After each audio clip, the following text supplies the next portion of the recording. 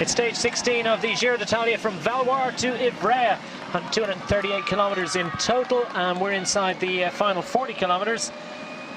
As on the front of the group, having detached themselves from an original breakaway of 22 riders, we've got Emanuele Sella Vendroni Giocattoli, Venezuela, on the front here, and he's followed in turn by Sky Pro Cycling's Danny Pate of the USA.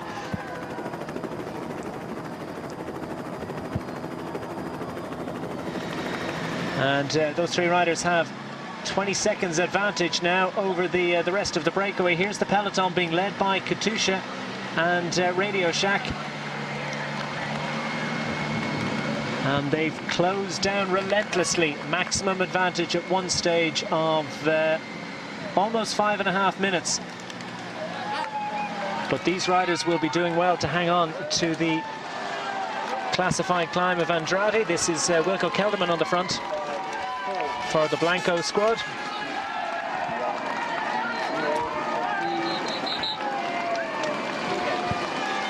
So three riders up front, and they're being chased by Grega Bol. Here's Kopecky there as well.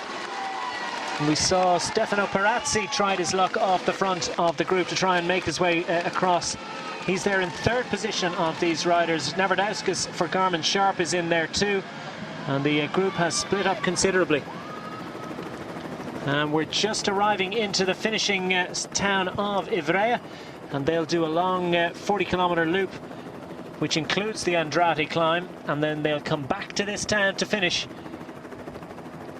And who knows how many riders will go to the line to contest that, and whether any of the riders up front will be involved in it. It's been an intriguing and a fascinating stage so far. It took a while for the group to establish itself. Eventually 22 riders moved out front, and as I say, 5 minutes and 20 seconds was their maximum advantage. But at the front of the bunch, they weren't having too much of that, because Damiano Caruso was in there for Cannondale, 18th overall at 9 minutes and 57 seconds, and he was a threat to the general classification positions of Robert Keselowski of the Radio Shack squad. And Yuri Trofimov of Katusha, so they decided to control affairs, much to the delight of the Astana squad, who of course had to do most of the work up till that point. So now the bunch has arrived into Ivrea as well.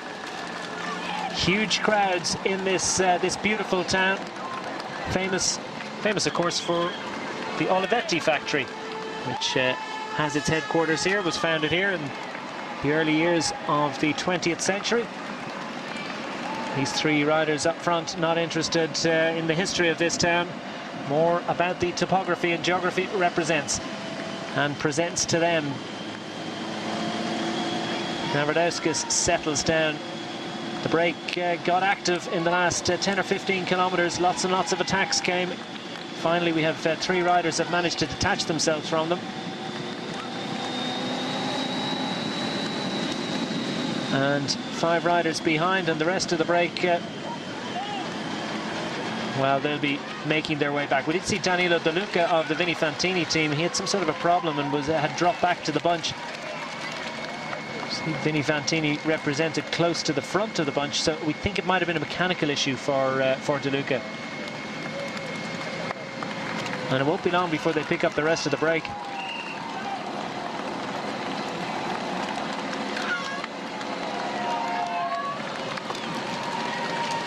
This the back of the peloton.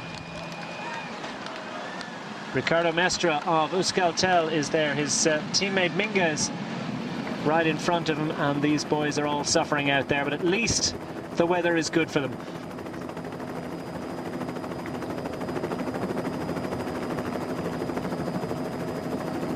And it's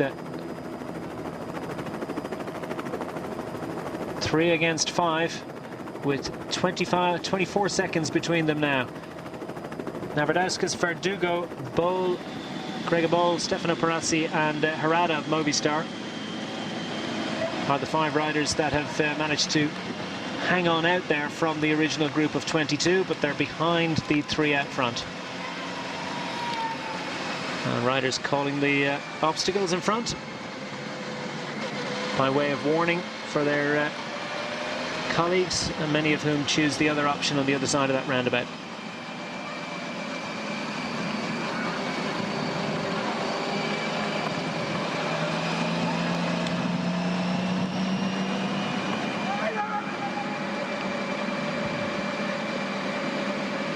So contrast in physique between Danny Pate of Sky Pro Cycling and Emanuele Sella of Androni Giocattoli Venezuela, riding in his wheel. Wilco Kelderman, third in the young rider competition, and another reason that the bunch would like to chase him down, although we haven't seen any activity from AG2R, who currently hold that jersey with Carlos Betancourt. 7 minutes plus between Kelderman and Betancourt in that competition, so he's not really a massive threat to them. Actually 8 minutes and 14 seconds for Kelderman, in third place in the young rider from Betancourt that leads it at the moment. So no real reason for AG2R to chase it. He's not a threat. The gap though has gone out, so they have managed to extend that advantage a little bit as a result of the fact that they've got themselves organised up front. Yes, and I think we can see that Sella, Pate and Kelderman really pushing on here and you know, giving it everything, and you have to do that to get, you know, a good advantage over the rest of your breakaway companions. And we can see that the 5 others chasing, and the interesting one is of course the real danger man, Damiano Caruso from the Cannondale. He is not in the in any of the two leading groups, the 5-man chasing group. He's not there, so I think when the peloton will join up with what's left behind of the breakaway, there will be a slow down, and we should see these groups going on to the finish. The 3 up front are working very well. Will they be able to hold up the extra manpower behind of the 5-man chasing group? But it's quite possible they could go all the way to the finish here, because I feel the peloton will knock it off when they catch up with that group of Damiano Caruso. Well, it's been a tough chase for the bunch, but Amiga Pharma Quickstep haven't got involved in it, so if you're wondering what Mark Cavendish is thinking right now, sitting in the points leader's jersey, 4 stage wins under his belt. It's his birthday.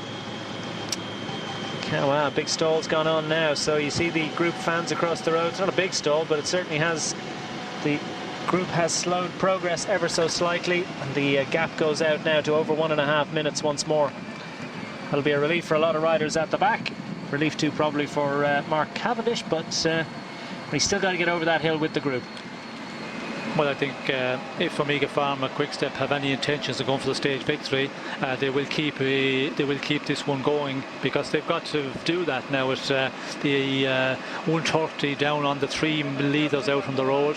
They'll have to take it up. The moment the team on the front, Katusha and Radio Shack, if they knock off at all in the front of the bunch, well, then we should see Omega Pharma, if they're thinking of the stage victory. But that is the question: do they think that they can get over this climb? I think we will see the answer to that in the next few moments.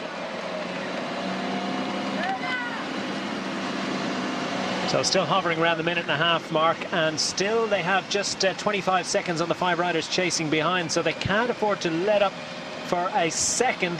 Not that they even be thinking about it. 30 kilometers to go in this intriguing stage. Has developed into all sorts of little mini races on the road. Safely ensconced in there is Vincenzo Nibali. The rest of the other riders from the break have been mopped up. Most of the other ones, including Caruso. You see him there in the Cannondale outfit. Well, that hasn't stopped Katusha riding, though. There is the 30 kilometer to go banner for these 3 riders out front. A lot of work to be done if they're going to hang on out front, though. Andrade is the final climb, and the final big climb. It's a total of 7 kilometers in length.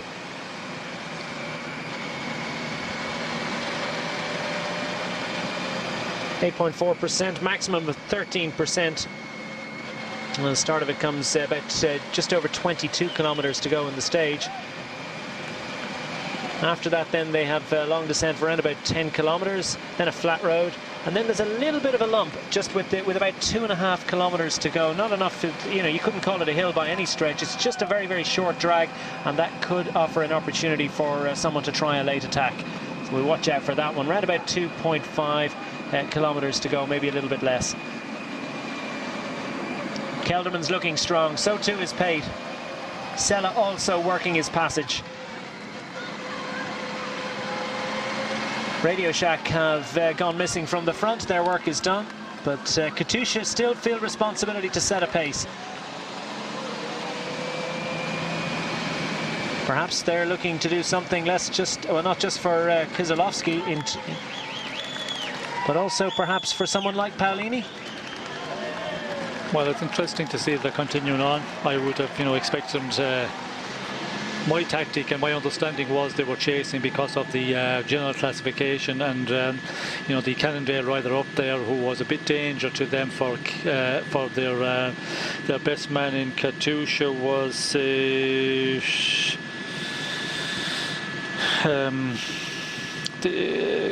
was it Katusha? No, for Radio Shack. Sorry, for Radio Shack, Keselowski, of course, and also for the man from Katusha. But surprised to see them when they've taken the danger man was in the breakaway back, and they're continuing on. Will they continue on that? They're walking still at the moment. Maybe they feel that they can do something with the stage victory, and possibly, with this hill in the end, they feel they could have somebody who could, have a go for stage victory. We'll see very quickly now if they continue on, because the advantage out front. They still have a minute and a half to close down. It's going to be a difficult one for 3 or 4 riders. The way they're riding up front at the moment, they're really pushing on with our 3 leaders riding very, very strong, and also the 5 chasers. They are working very well together. Speed Metal Cycling thinks it might be Katusha thinking about Paolini. Luca Paolini has already got a stage victory, of course, in several days in Maglia Rosa. Normally a man for the classics in his debut Giro d'Italia. But this might be the kind of stage that would suit him. With leg-breaking climb, and he's a good turn of pace from a small group as well at the end. He could be one to look out for. Sella it is that takes the points for the intermediate sprint. Ahead of Pate and Kelderman, that won't have been contested by those 3 riders out front. They're thinking only about trying to stay out front of this group, and their advantage is shrinking rapidly. And you can tell the way things have knocked off a little bit on the front that they're not so concerned about that. Not so concerned about the riders out front. Française de Jeu now move up. We mentioned them earlier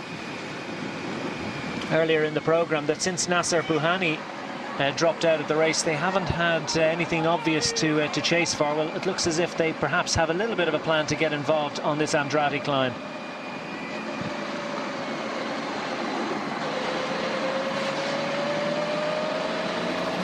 We can see the group to the back to the group of chasers, 5 riders. The gap is coming down 14 seconds at the moment. It was quite a bit more than that, a little bit further back, and also for the pink jersey 110 at the moment, so it's coming down all the way. All these groups are closing down on our 3 leaders out front. Yeah, so we could very shortly have 8 riders out front, so 3 and 5 at the moment.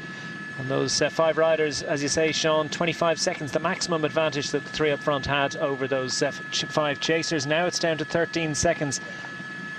And this, the gorgeous scenes over Ivrea in Piedmont. Turin, of course, is the capital of this region. Sella, Pate and Kelderman continue to ride. Can they hang on? Join us after these to find out. You're very welcome back to stage 16 of the Giro d'Italia as they race their way towards the finish in Ivrea. And they're coming close now to the final climb of the day, the final big climb, Andrade. Just over 6 kilometers for the riders on that one. And it starts with, well, right about now, actually. We're pretty much on the lower slopes of the Andrade. As the 3 riders up front, Wilco Kelderman of the Blanco squad, Danny Pate of Sky Pro Cycling, Emanuele Sella, and they've just been caught by these 5 riders. You see Stefano Perazzi, Ramunas Navardescus, Herrad of Movistar, Verdugo of the Euskaltel squad, and Greg Boll of Vacansoleil. So now we have a total of 8 riders up front from an original breakaway of 22 riders. The other riders from that break have been mopped up by the bunch behind. And here comes Perazzi. Perazzi has attacked. He fancies his chances of scoring more mountains points. Added 9 to his total on the first climb of the day, the Col de Mont-Cenis, by going second over that to Jackson Rodriguez of Androni. Androni Rodriguez has gone back to the bunch. Kelderman wants to chase down Perazzi. He knows how dangerous he is on the hills. And these riders, 5 riders, endured a big chase of these 3 up front, and it's been a bit of a pursuit for them, and now they just want to settle down into riding up and over. But this is a tough climb, Sean. This is going to be a tough climb for anyone to get over, let alone the sprinters. And it's certainly going to be tough for Perazzi to hang on ahead of the bunch, let alone his breakaway companions. Yes, although in the climbs that is his forte point. He has suffered a bit on the flat sections we see there, but he's got through quite well. And you know, when everybody has to ride hard, and there was a lot of attacking there, I think a lot of riders giving it close to their best at 100%.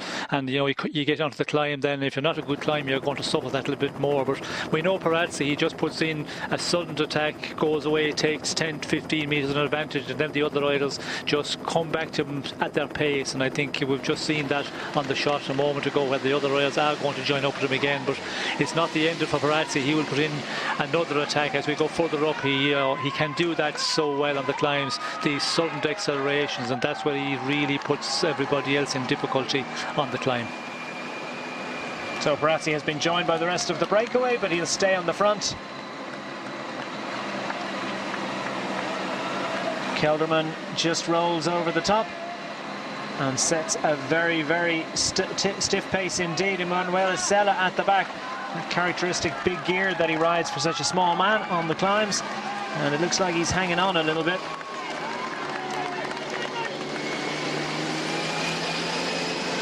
Sella looks like he's suffering. Pate looks comfortable in there. Greg Abol riding in easy gear and rolling around with the shoulders. Looking pretty good, but these riders have only just over half a minute, and Radio Shack have gone back on the front, continuing to set a pace. So who do they feel that they can get to the line? Danilo Hondo is a good sprinter but won't enjoy this climb.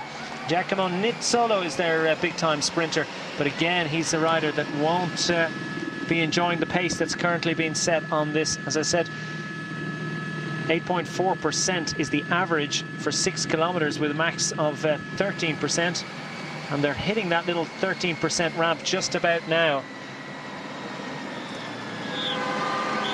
Now Astana go to the front. And at the front of the break, Herrada has decided to try his chances.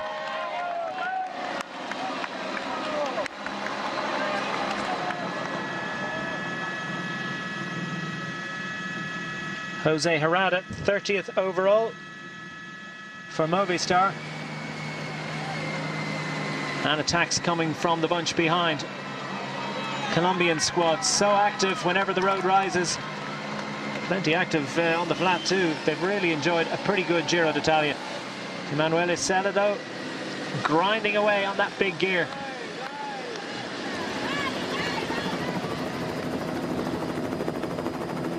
And it looks as if Herrada has been joined by Verdugo. Verdugo eases his way up. And those two riders looking good. Perazzi trying to recover after his earlier attack, and this the steepest part of this hill. Losing a couple of bike lengths to Greg Abol of Vacansoleil just in front of him. Perazzi of the Bardiani Valvoli team. Not the Barmy Army, as a couple on Twitter have suggested.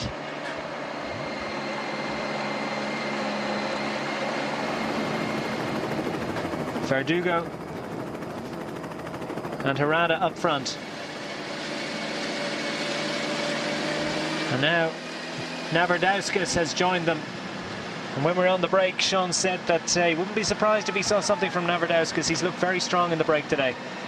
Yes, well, I was expecting more from him on the flatter section before the climb, but again, you know, everybody has ridden so hard here. It's just been so aggressive, the final 25-30 kilometers before the climb, the lead into the climb, and I think they're all suffering. And you know, Navardauskas is such a strong rider that he can do it then on the climb, because everybody is softened up, as they say, and they feel the peloton is, you know, breathing down their necks, and they have to push on, because that 30-second advantage, they know that they have to get up this one as fast as possible, because the bunch is still, you know, working away behind, and it's going to be a difficult one for them to hold off. And as we can see, the riders just putting in attacks coming across here.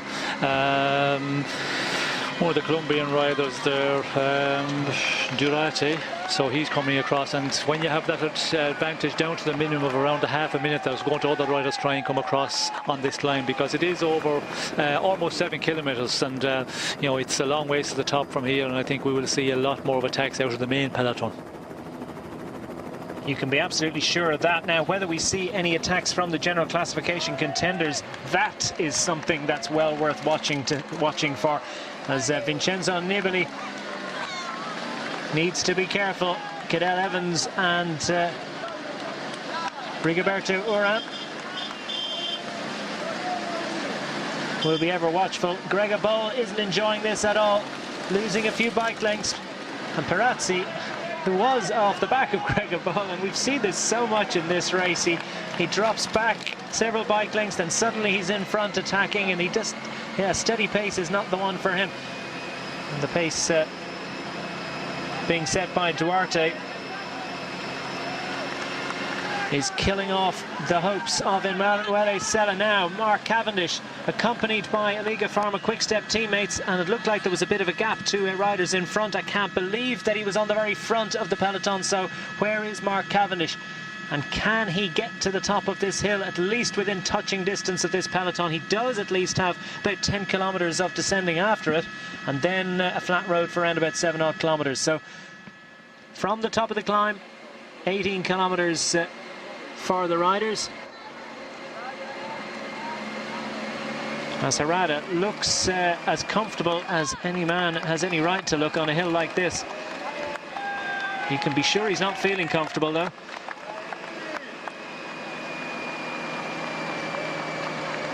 Navardauskis shows the pain a little bit more, and Herrada has to have a little bit of a think about. Oh, that's actually Visconti. Visconti, our stage winner from a couple of days ago. Now the attacks are coming. Betancourt fancies his. No, it's Hubert Dupont. Hubert Dupont of AG2R. He's the softener upper perhaps for the AG2R squad. They've got 2 men in the top 10. Carlos Betancourt and Domenico Pozzovivo in 7th and 9th respectively, having swapped those positions on Sunday's stage to the Galibier. Cadel Evans struggles to get back into the wheel, but manages it. Scarponi leading the main bunch with pink jersey, Nibali in his wheel, and he's going to be a marked man, because Nibali is not going to allow Scarponi to take any great advantage at this point. And we did see AG2R open the pace a bit, and they need to do that, because you know, with the 2 good climbers they have, they need to keep it real high, make it difficult for everybody, and of course not allow the men out in front, the 3 leaders, to take any advantage, and see can they, you know, catapult one of their better climbers across before the top of the climb. Well, Rigoberto Urán is making his way back up. He was marked absent there for a moment, might have been caught out a little bit by that acceleration from Michele Scarponi of the Lampre Merida squad on the left-hand side of your picture in the pink jersey and blue shorts, the pale blue shorts, and lighter pink Maglia Rosa of the race leader Vincenzo Nibali beside him. The 3 riders up front continuing to hang on. Herrada has opened up a little bit of an advantage. He has looked the stronger of the 3 on this climb. Navardauskis absolutely killing himself to get back into the wheel, and it can't be long for them. Visconti is control there as we get a replay of Scarponi, his little attack. Dupont it was to try to cover it for AG2R. And now Tanel Kangert grinds his way to the front for Astana and is up there to do a job for Vincenzo Nibali. So what now? Any more opportunity for attacks? The top of this hill comes round about 18 kilometers to go. So we've still got a few kilometers. 17 seconds for these riders out front, as Duarte looks like he's about to make the junction to the 3 riders in front. So now it's a much whittled down group up front. Kelderman and Pate have done their best. They've been out front all day, but it's the GC riders group that is mopping them up. couldn't see any obvious omissions from that group. Looked like they were more or less all there, Sean. Yes, I was just looking there for, of course, AG2 All Mondial with Betancourt. He's in the white jersey today, and we can see him there. He's all white, so he's in there. I thought he was the one which was missing for a moment, but it looks like that the group have got very small. That group of Nibali is down to about 15, 18 riders. Oh, look at this. I mean, Stefano Perazzi looked like he was dead and buried halfway up this climb, but he's managed to drag himself and Duarte. Well, Duarte came out of the bunch and came up to Perazzi, and now he looks like he's struggling a little bit. So riders encountering all sorts of hellish moments at different times. Perazzi goes again and puts daylight between himself and Navardauskas. What can Harada do by way of reply? Well, he looks over his shoulder and says, oh, I'm not going to cover that one. And Perazzi, well, suddenly falls off a cliff. And now an attack comes again from Duarte. Yes, and of course Perazzi, he's going to really push on here. You know, the advantage is real slim at the moment, 15 seconds, and there's still about 2 kilometers, 2.5 possibly. The exact 17.5 kilometers from the finish, but we've seen on other occasions there's a little bit of a discrepancy there, and it can be 0.5 a kilometer. But Perazzi is going to really push on. He's going to ride this climb as if it finishes at the top to take or try and take maximum points for the KOH. Yeah, what motivation. Incredible entertainer he is, Stefano Perazzi, and Hemor Stringer is mentioned on Twitter. Didn't see Sant'Ambrogio in the group, so let's have a look out to see if we can see the man from Vinnie Fantini sitting 4th overall, just a couple of seconds off the podium at the moment, not included in that shot. And is he in this group? We can see Henio there starting to lose contact on the group of big favourites. Yeah, a couple of tweets coming in, people suggesting that Sant'Ambrogio could well be suffering. The man from Vinnie Fantini. Sorry, Kieselowski also, number 173 there, just losing contact 10-15 metres off the rear end of this group of all the men general classification. Well, so after all the titanic work that the Radio Shack team did for him in trying to drag him and retain him, keep him in contention. Now Duarte still with Harada for company. Perazzi goes again, desperate to try and open up a gap and stay out in front of the general classification riders to see can he score more points for this mountains competition. I would venture to suggest he's very close to, if he hasn't wrapped it up already, he's very, very close to it. And this could well put the tin hat on it. Tanel Kangert is the man controlling the pace for Astana on the front of the GC group. Is that Niemitz? Or Scarponi of Lampre? I think it's Niemitz. Cadel Evans just riding in front of the race leader. Duarte now. Perazzi's been dragged back again.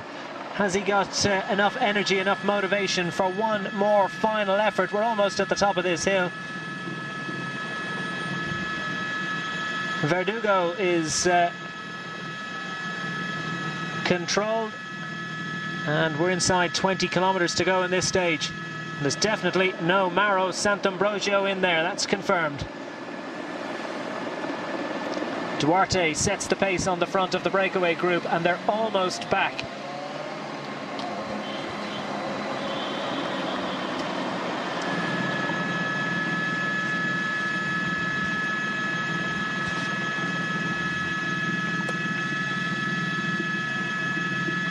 It's the Maglia Rosa group with Tanel Kangert doing superb work for his race leader. Duarte moves ahead. Former world under-23 champion.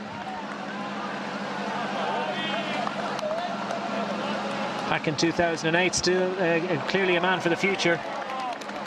And Perazzi has found something to try and get up onto his wheels. So Perazzi desperate to try and get those points, and they've almost been joined by the leaders group. Navardauskas desperate to try and hang on as well, and they're this close that I think those guys in the break should at least be able to hang on with the GC riders, and whatever other riders manage to get back involved by the time they complete the descent and the flat road to the finish in Ivrea.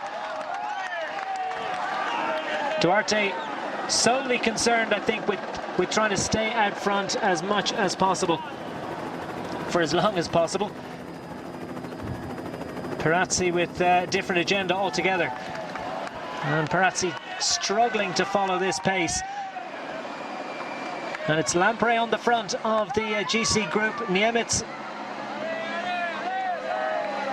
There are two Polish riders, remember, in the top 8 on general classification. It's Niemiec from Scarponi, Lampre Merida trying to set a tough pace, but Vincenzo Nibali looks very, very cool, calm and composed.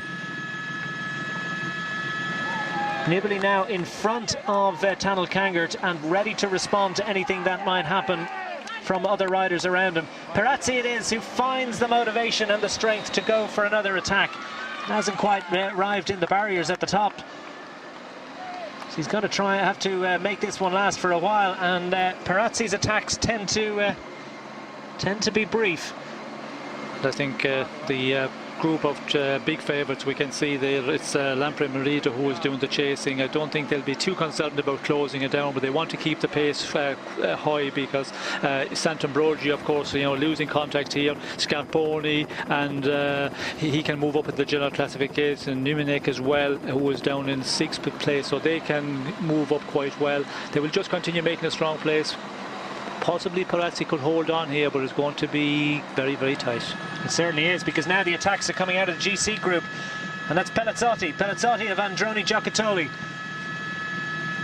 And one of the Movistar riders is right on him. Is it Inchausti? Niemiec right with him.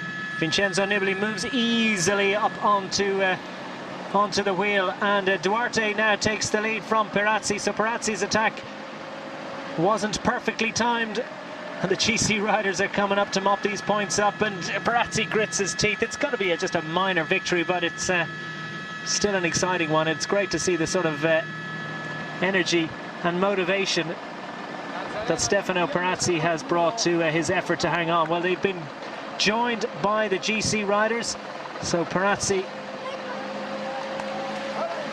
slots back in, and they haven't made it to the top of the hill. Will he find some energy for a point? I don't think so. Duarte too looks over his shoulder and realizes that Bishemov Niemiec has pulled them back, and Nibali looks so calm and composed and faced no attacks whatsoever on that hill from Cadel Evans or Rigoberto Urán. And given the way that he descends, I don't think we're going to see anything on the descent either.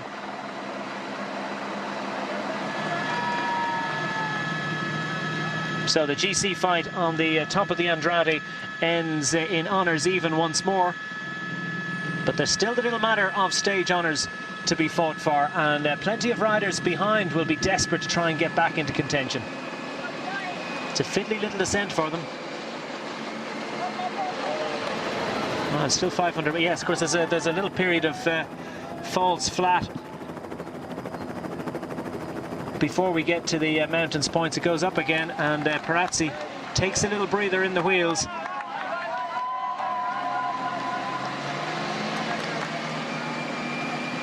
And this has got to be about his 10th attack on this hill. GC riders just maintaining a pace, not worried about it at all. And every time it happens. Yeah, Betancourt has taken the opportunity. This isn't for mountain points. This is an attack for stage victory, and perhaps indeed to grab a few seconds back on Vincenzo Nibali. So Carlos Betancourt in the white jersey of the leader of the Young Riders classification, riding with AG Tour La Mondiale, is the man who crests the top of the Andrade. Has a little look behind, because he now realizes that he's got a decent advantage. He's been in the top 3 on no less than 4 stages so far in this race. Could this be the day when he mounts the top step?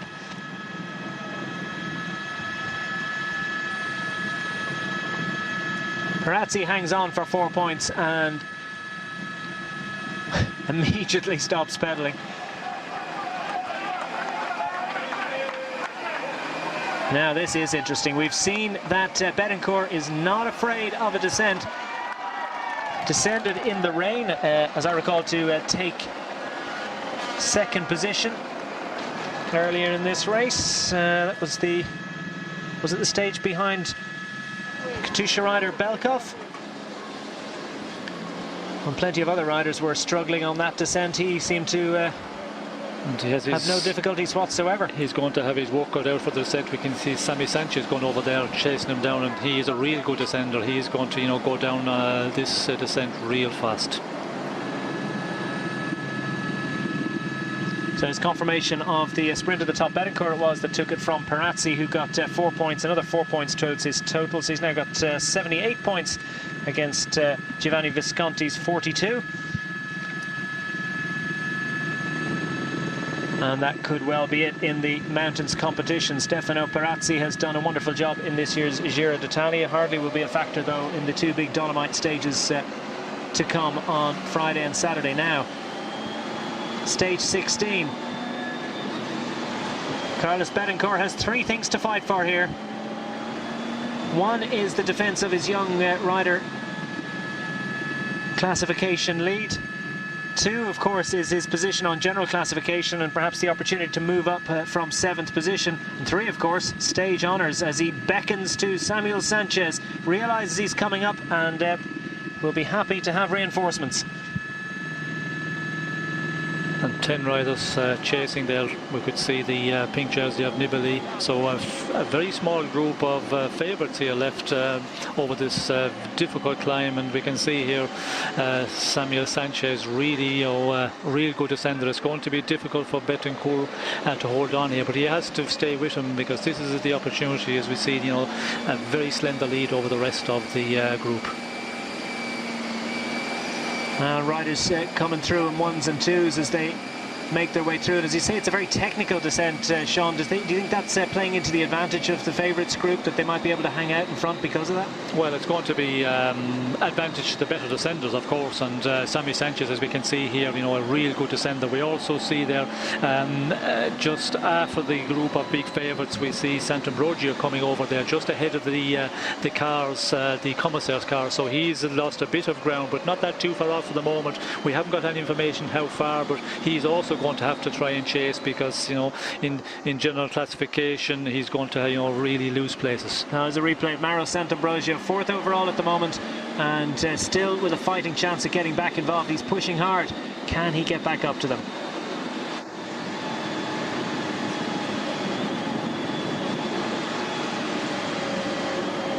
And this is a dangerous descent, as we can see here. There's some water running across the road. Under the trees there is damp patches, and the way they're going down at the moment, you have to be careful. Sammy Sanchez really pushing on. Betancourt holding on very well, 3 or 4 bike lengths behind him, and we can see the group of main favourites also on the rivet on the way down this one. Yeah, absolutely drilling it on those rare opportunities between these hairpins that they can get on the pedals. It's a technical descent, there's no doubt about that, and this is the perfect opportunity for Samuel Sanchez, who's played himself into this race but has got stronger and stronger. We saw on Saturday he was showing good form, and again today it looks like he's spotted this as an opportunity for a stage victory. Whoa, and wall of death stuff. Was it Niemitz ahead of Nibali? Or was it Scarponi? The 2 Lampre Merida riders to the fore. Nibali is a wonderful descender. And Nibali has for company his teammate, Tanel Kangert. Kangert's on a good day.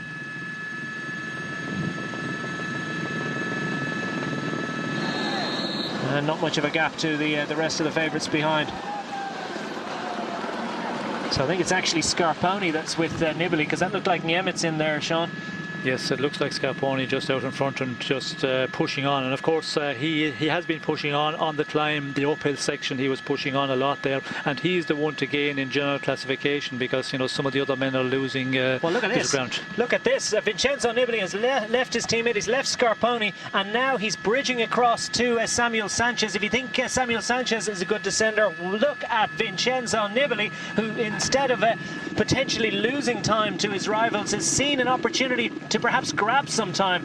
And lots of talk in the Italian media in recent days about the fact that Vincenzo Nibali hasn't taken a stage victory. They want the stage win, they want the overall race win, and they want a lot more besides.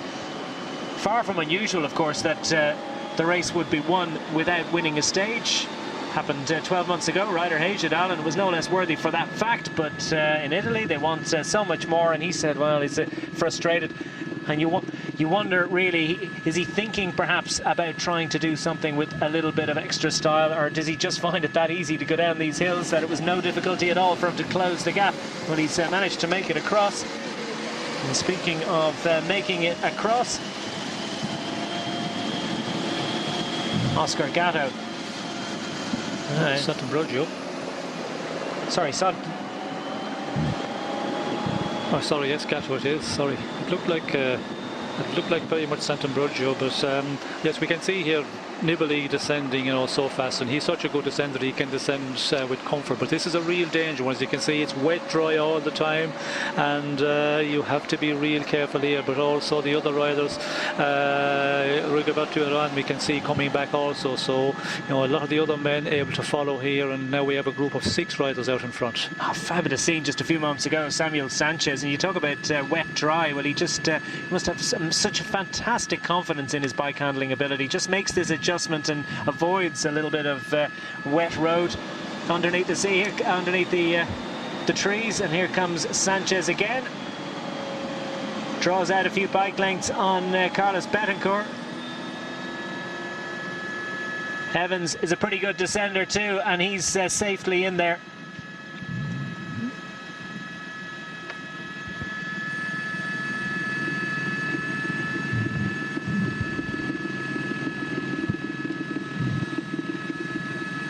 So pretty much all the favourites, with the exception of Mauro Sant'Ambrogio, well positioned out front of this race.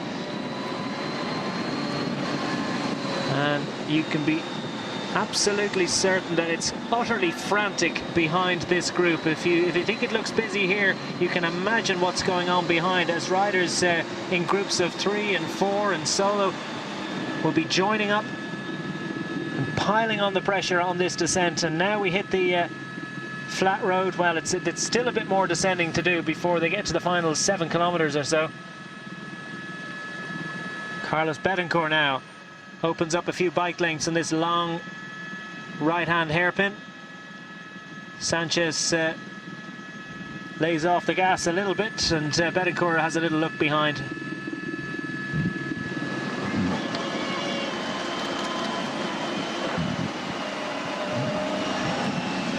Rigoberto Urán is safely in there for Sky Pro Cycling.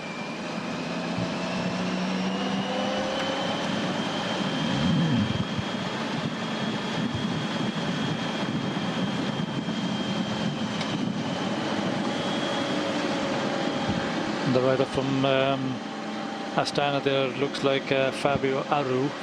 He's just holding on there on the rear end of that group, and we can see there's more riders getting back in here, closing out to the very small number of big favourites we had out in front.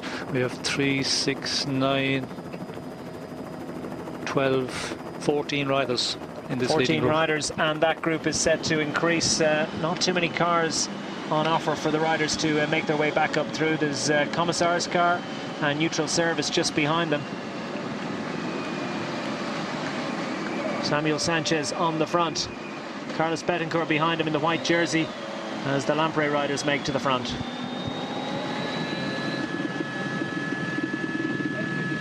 So Lampre have options here. They've got 2 riders that could perhaps try to pull a fast one and gain a few seconds. So will there be a conversation between them, and how will they play it tactically? At this point, Sean, they really have to keep riding. Pelazzotti makes it back up for Androni Giocattoli, reigning Italian road race champion, at the back of the group at the moment. Lampre have the numbers, so too do Astana, of course. They've got 3 riders in there, including the race leader Vincenzo Nibali. Yes, and Lampre are going to push on here because they have all to gain here with with their leader, really, their man Scarponi. He is going to gain some time if they can keep it going here, but again it all depends on what sort of advantage they have on the group that's chasing down. And Sant'Ambrogio, of course, is the one we see him earlier on the descent, and then we see his teammate Gatto, so we don't know exactly where Sant'Ambrogio is. Will he get back in here? But Lampre still want to push on. Well, it's Sant'Ambrogio on the front here. Christian Canese is in there for the Sky Pro Cycling squad. And they're leaving it up to Sant'Ambrogio to do the work. And he's in big trouble. Tanel Kangert goes, strikes out with the possibility of going for stage honours.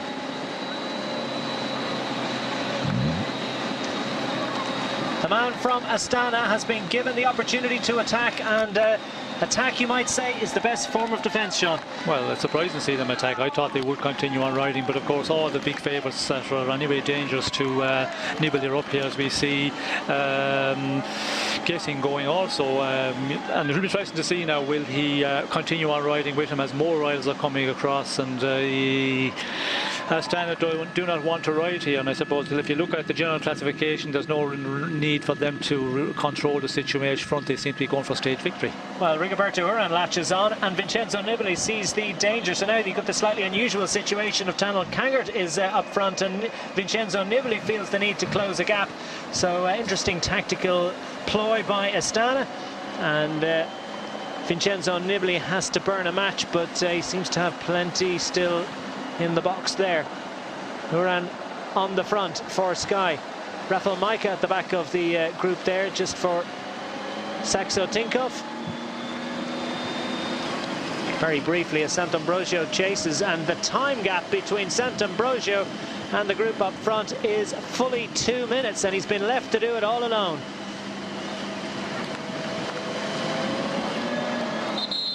And Sant'Ambrogio is not going to be helped by the other Sky riders, because he's a threat to the third position of Rigoberto Urán. And the attacks are coming thick and fast at the front of this favourites group, and we've had lots of racing like this today. It's been a cracking stage, I have to say. Sanchez now jumps Pellizotti in his efforts to try and get across. What am I saying? Get across? It's get out front. And he's done it. Betancourt looks to cover it.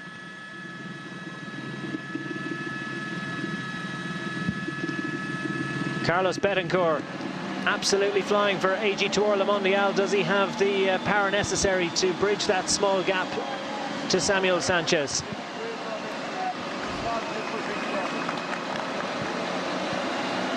It's Inchausti now. Inchausti looks over his shoulder and finds himself in no man's land between the race leader Vincenzo Nibali and riders behind that he would like perhaps to do the work for him. Harbour Gesink is one of them. Pellizotti joins up, and from the back of the group springs the surprise. And this is going to happen all the way to the finish. And there's a healthy enough advantage for this group, so one wonders what sort of group is coming up behind, whether there's anyone in between Sant'Ambrogio and this group. You have to imagine there is. Yes, I would think so. And the other rider, Pozzovivo, I haven't seen that if he's in that group of chasers with Sant'Ambrogio. He is also missing, who was in the general classification. He is still very much up there, but we can see there a lot of attacking, just attack after attack here, and I think they realise that the advantage is good. Otherwise we would see the Lampre Merida riders pushing on here. They know they have a nice advantage, so for general classification they have done a good job here. Now they're thinking about stage victory, as a lot of the other riders here in the breakaway are in the same.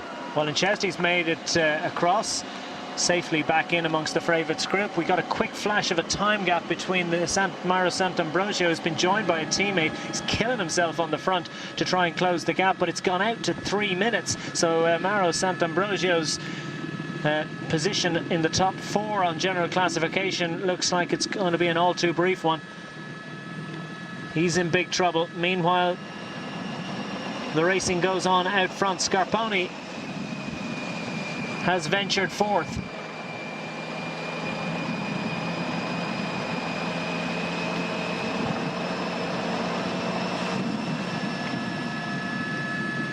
Rafael Majka of Saxo Tinkoff goes for one. That's Hessink out front. So Rigoberto Urán covers that one and doesn't show any enthusiasm to go. Sees he's got a little bit of a gap, but not enough. So Urán just seems content to just set a steady tempo and control the pace.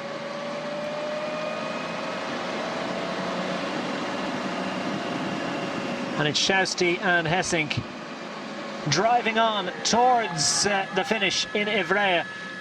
Now less than 3 kilometers to go on this absolutely fascinating stage 16. And would you believe it? Pirazzi fancies one.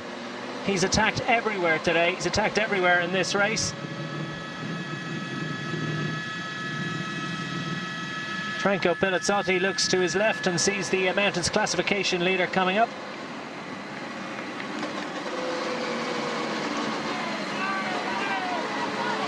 So it's Hessink. He's been joined by Benyat Inchausti. Niemic is there for Lampre Merida. And Tanel Kangert of the Astana squad. This is the group of Mauro Sant'Ambrogio. He's got half the Sky team for company, but they're not going to help him. Now Cadel Evans, who hasn't shown a lot of enthusiasm for the attacks. There's opportunities, remember, on the line to gain bonus seconds. Cadel Evans is 1 minute and 26 seconds in arrears. There's 20 seconds on offer for first in the stage, 12 for second, 8 seconds for third. Sant'Ambrogio is closing the gap, but he's not going to close it by enough. Now Samuel Sanchez goes. 1.8 kilometers to go. Oh. And Hessink's hit a problem. Robert Hessink has not had the Giro d'Italia that he would like. Certainly in the last couple of days, well, 2 days ago, it didn't work out for him. And that mechanical failure, has it cost him a chance of stage honours today? We can see the Astana is just continuing making a pace, and that's Fabio Aru, who is on the front here at the moment. Not going to close down the break, because with Cadel Evans there, they're always being careful that for the time bonus that he gets up on the stage, he can take some bonus. So they're just going to control things right in the front, but not close it down. Allow these 4 leaders out in front, but never down to 3, because Gissing has disappeared, and that's real bad luck for him, because it looks like this group is going to go all the way to the finish. Yeah, these 3 riders with a great chance of fighting it out. At the front is the Polish rider Niemiec. In his wheel for Movistar, Benyat Inchausti. Tanel Kangert is tagging on and not contributing because he's got the race leader behind. Tanel Kangert of the Astana team, and they have plenty of daylight between themselves and the rest as long as they don't mess around too much. These 3 riders are going to fight it out for stage honours. Kangert has got to have a strong chance, and they don't want to mess around for too long because Samuel Sanchez is at the front and chasing behind. Pelazzotti kicks to try and take advantage of this, and they are all in his wheel.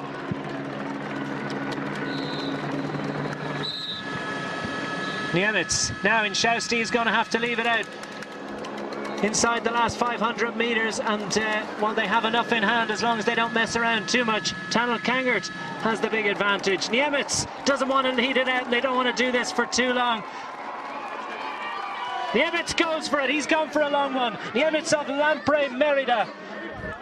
There's 2 Polish riders in the top 8, but stage glory could well be first of the race for Poland for Niemiec. Now Benyat Inchausti has gone in a big way. Tanel Kangert is in his wheel for the Astana team. Benyat Inchausti of the Movistar team is looking over his shoulder. Has he got enough legs? It looks as if he does. He's going to get to the line to take victory in stage 16 of the Giro d'Italia. It goes to Benyat Inchausti ahead of Tanel Kangert of the Astana team, and Niemiec of Lampre Merida as leading in.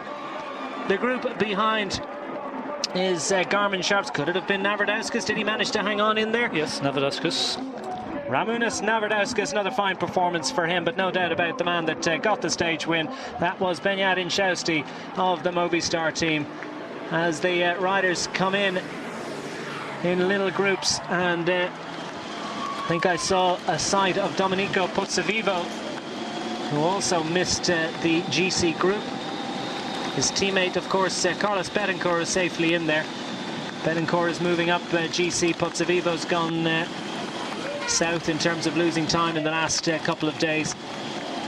Meanwhile, Mauro Sant'Ambrogio is still fighting towards the line, desperate to limit his losses on a day that turned out to be one of great glory for the Movistar team, as they take 2 wins in successive stages of the Giro d'Italia. Following up Giovanni Visconti's wonderful success 2 days ago in the Galibier, Inchausti produces a wonderful victory. He's their leader on GC, and he's also matched his teammates' stage success. So Sant'Ambrogio has one rider to help him, and the clock ticks down, and it's not going to be the 3 minutes we saw with about 10 kilometers to go, but still it's a significant time lost.